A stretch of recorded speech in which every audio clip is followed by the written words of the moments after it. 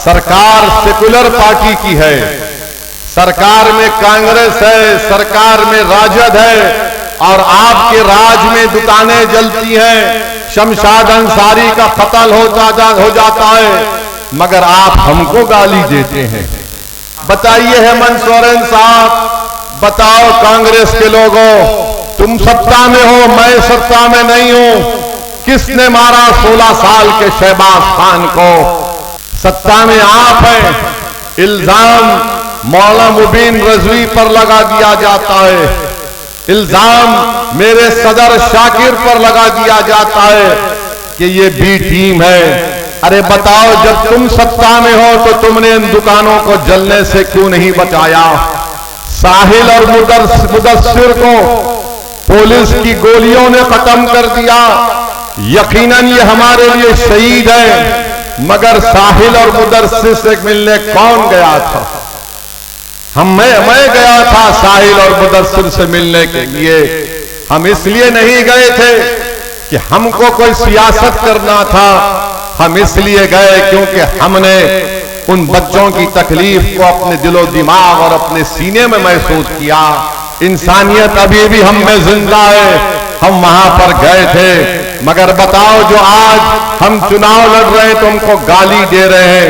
अरे 16 साल का शहबाज खान जो ट्यूशन लेकर अपने घर को वापस आ रहा था, तो किसने गरवाहा में उसको गोली मारकर कत्ल कर दिया गया और झाड़ियों में उसकी लाश को फेंक दिया गया। बताइए हेमंत सोरेन साहब, बताओ कांग्रेस के लोगों, तुम सत्ता में हो, मैं सत्ता में नहीं हूं, किसने मारा 16 साल के शहबाज खान को? बिस्मिल्लाहिर्रहमानिर्रहीम। अस्सलाम वालेकुम व रहमतुल्लाहि व बरकातहू। मौजूद मेरी इज्जतदार माँ और बहनों, कौम और मिल्लत के तमाम बुजुर्गान मिल्लत, मेरे गयूर नौजवान साथियों, झारखंड मजलिस इत्तेहादुल मुस्लिमीन के सदर जनाब मोहम्मद शाकिर साहब,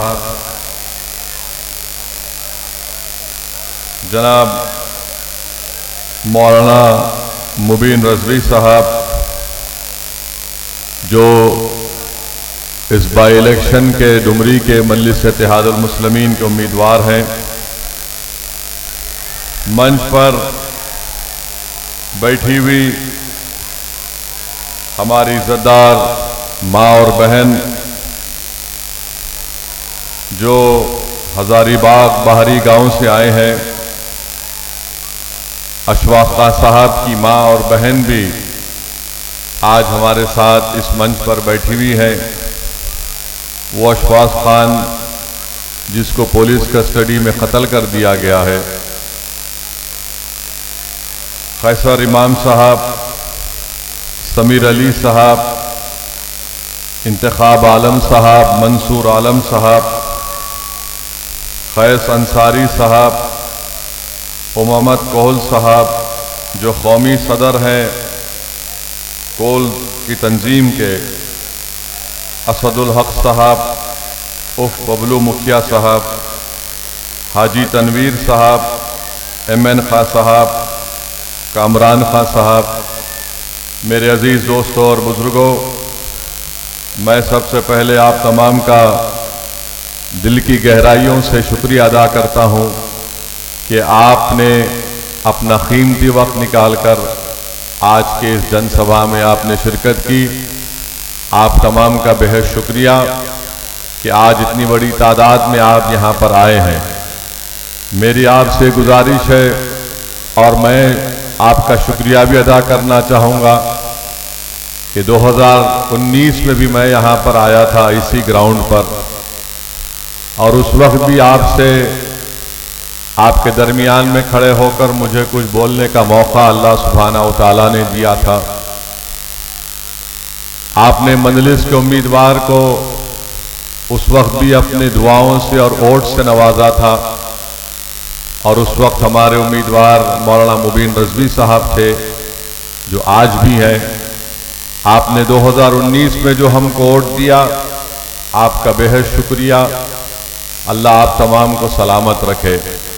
मेरी आपसे गुजारिश ही है कि 5 सितंबर को जो दोबारा इलेक्शन होने जा रहा है, आप तमाम लोग ज़रूर अपने वोट का इस्तेमाल करिए और मजलिस के उम्मीदवार का इंतखाबी निशान पतंग छाप है।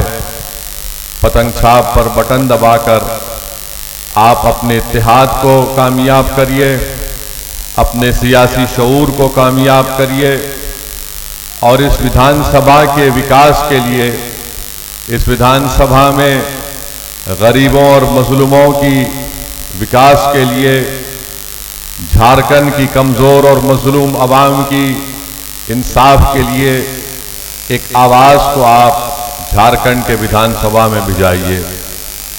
आज मैं आपको बड़ी जिम्मेदारी के साथ ये बात कह रहा हूं कि जब तक आप अपने वोट से मुत्तहिद होकर, इत्तेहाद पैदा करके आप अपने वोट से मजलिस के उम्मीदवार को कामयाब नहीं करेंगे, याद रखिए मेरी इस बात को कि आपसे कभी इंसाफ नहीं होगा। आपके गांव में, आपके विधानसभा में विकास का काम नहीं होगा। अगर आप ये समझते हैं कि हम सिर्फ वोट डालने वाले बन गए हैं और हमारे वोट डालने से हमसे इंसाफ होगा, हमारे वोट डालने से जिस तरह हजारीबाग में अशफाक खान को मार दिया गया उसके परिवार को इंसाफ मिलेगा, अगर आप ये समझ रहे हैं कि जिस तरीके से आज आए दिन झारखंड में मॉब लिंचिंग के जरिए से लोगों को मार दिया जाता है, वो रुक जाएगा, वो नहीं रुकेगा। मेरी इज़्ज़तदार माँ और बहनों, मेरे बुजुर्गों, मेरी इस बात का आप यकीन कर लो, ये उसी वक्त रुकेगा जब आपके लिए लड़ने वाला कोई एक एमएलए होगा जो झारखंड में जहां कहीं भी किसी गरीब, आदिवासी, मुसलमान या दलित पर जुल्म होगा, वो दौड़ता हुआ उस पीड़ित परिवार के दरमियान में पहुंचेगा, उनकी लड़ाई को अपनी लड़ाई समझेगा, उनकी तकलीफ को अपनी तकलीफ समझकर वो इंसाफ की लड़ाई लड़ेगा। जब तक आप इस बात को नहीं समझेंगे, याद रखिए ये जुल्म जारी और सारी रहेगा। मुझे अफसोस इस बात का है कि अभी हम सुन रहे थे कि यहां पर मुख्यमंत्री आए थे हेमंत सोरेन साहब, और उन्होंने आकर यह कह दिया कि झारखंड में कोई मॉब लिंचिंग नहीं हुई है। हम झारखंड के मुख्यमंत्री को याद दिलाना चाहते हैं, शायद वो इतना काम कर रहे हैं कि आजकल बहुत सी चीजों को भूल जाते हैं, या फिर उनकी उम्र भी बढ़ रही है, नहीं मालूम। मैं मुख्यमंत्री को याद दिलाना चाहूंगा कि हमारे मंच पर अशफाक खान की मां और बहन बैठी हुई है। मुख्यमंत्री, क्या आपको अशफाक खान की मौत मालूम नहीं हुई कि आज अशफाक खान की मां को और उसकी बहन को हमारे मंच पर आना पड़ा आपको आईना दिखाने के लिए कि अशफाक खान की मौत तुम्हारी हुकूमत में, तुम्हारी पुलिस स्टेशन में उसकी हत्या कर दी गई थी।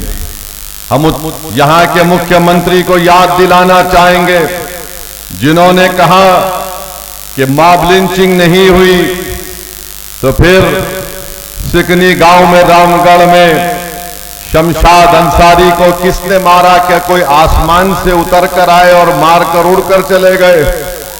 शमशाद अंसारी को मारने वाले इसी जमीन पर रहने वाले जालिम लोगों ने शमशाद अंसारी को इसलिए मार दिया क्योंकि उनको मालूम है कि हेमंत सोरेन कुछ नहीं करेगा, वो उनका आदमी है, इसलिए शमशाद अंसारी को मार दिया गया।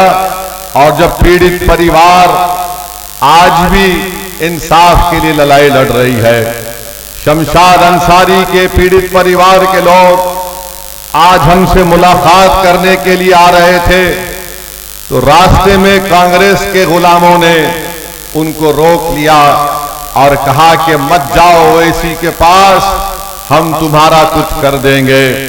अरे ओवैसी से मिलने से तुम रोक तो सकते हो, मगर तुम मेरी आवाज को उनके दिलों तक पहुंचाने में रोक नहीं पाओगे।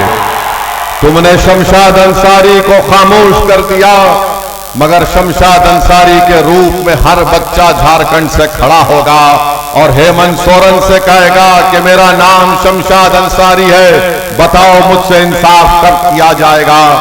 आज अगर ये सरकार सत्ता में है और इस सरकार का मुख्यमंत्री ये कहता है कि कोई मॉब लिंचिंग नहीं हुई है, तो फिर वाजिद अंसारी को एक इलेक्ट्रिक के पोल से बांधकर पीटा गया था चोरी के झूठे इल्जाम में।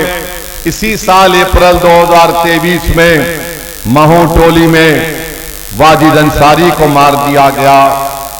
गरवाहा जिले में अप्रैल 2023 में वसीम सज्जाद पुलिस कस्टडी में मर जाता है। हेमंत सोरेन साहब, क्या आप सो रहे हैं?